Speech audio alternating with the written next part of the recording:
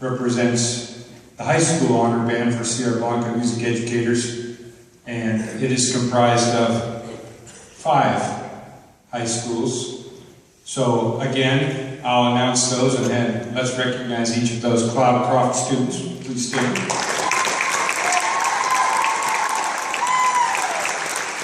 Thank you. Capitain students.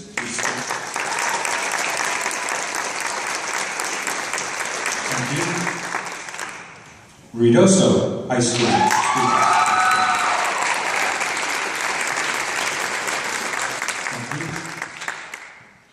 Mountainair High School students, please stand.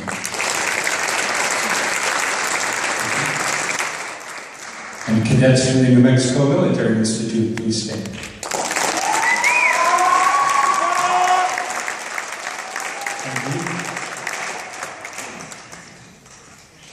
Our high school clinician this year is Mr. Brandon Borreo.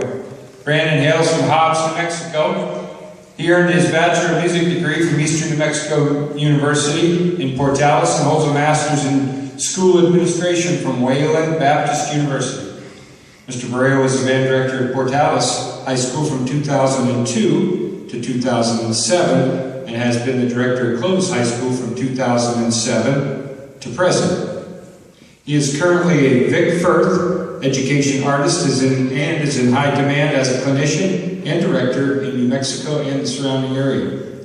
Brandon and his wife, Tristan, live in Clovis and have one son, Grayson, who is 3 years old. The high school program will include the following: Pinnacle by Rob Grace, Mighty Might by Sean O'Loughlin, Joy by Frank Tikeli, and Moscow 1941 by Brian Balmages. Ladies and gentlemen, Mr. Brandon Borreo and the 33rd Sierra Blanca Honor Band.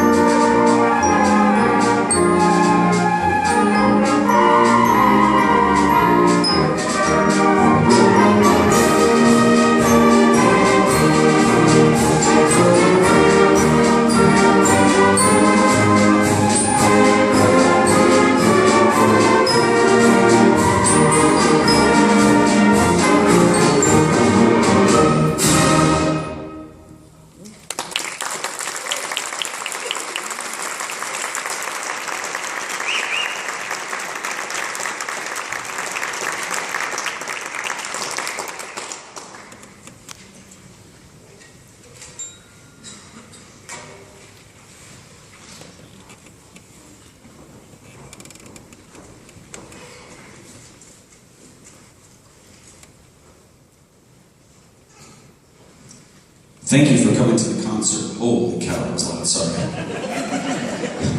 This is Moses. Thanks for coming to the concert.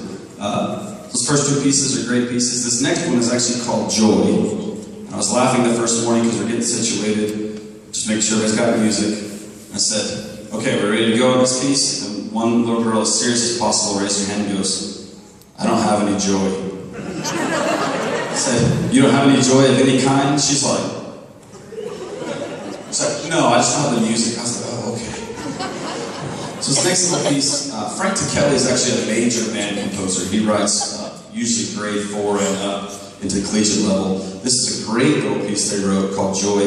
It's a simpler piece, but it's by a great composer. It's a really fun piece. It's not very long, but within the one short piece, there's about 8 style changes. So the kids have to really think. We call this a thinking man's piece. So this is Joy by Frank Kelly.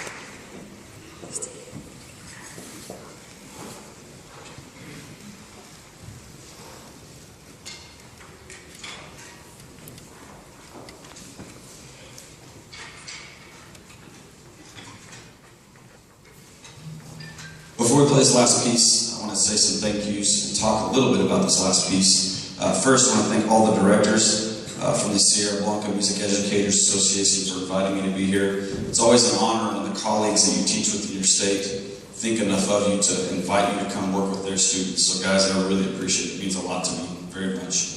I also want to thank these students. You You guys did an incredible job this week. You can ask any of them. We worked very hard the last 2 days.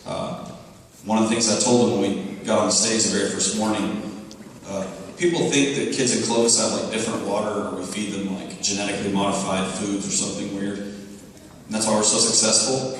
We don't. They're normal kids. The only difference is there's just been a long tradition of working hard. I told these kids, if you'll work hard for me for 2 days, we'll have a great concert. And they have. They've taken a lot of abuse from me. They've done a great job. They're very good kids. You should be very proud of yourselves. Lastly, I want to thank you as parents and family members for being here. These activities only last in the moment in which we're playing the music. And they don't happen if there's not an audience. So thank you for being here to be an audience, and thank you for supporting your students. I appreciate it very much. It's kind of a special night for me. I have my grandmother here. She hasn't seen me do any sort of music in the last probably 20 years. So thank you for being here.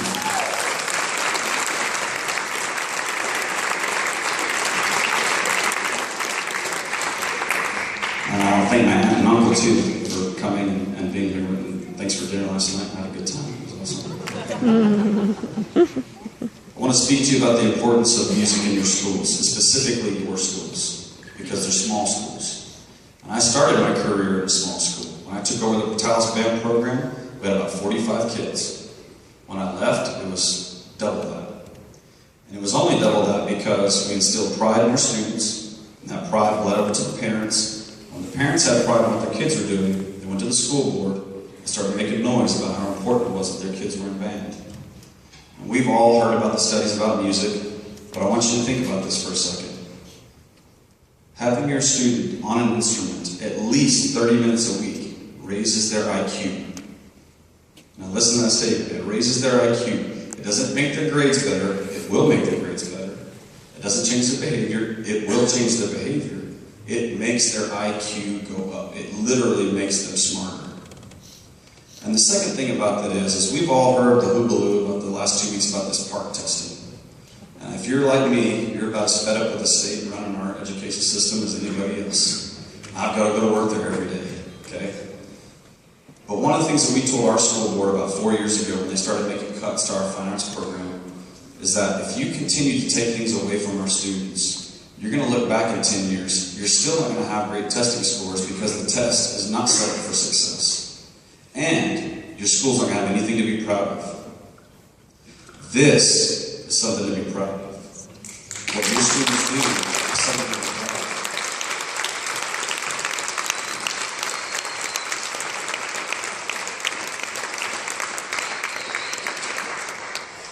So as a 6A teacher in the state of New Mexico, in a very successful school system, I'm begging of you, go back to your small schools and fight for your students and fight for music. It's important. It's important that they have something to be proud of. It's important that your school system has something to be proud of. And it's something that they're going to have as a lifelong memory. No one is going to remember their park score test. No one.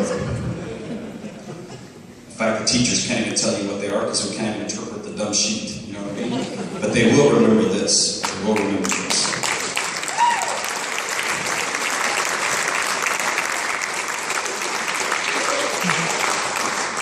This last piece is called Moscow 1941.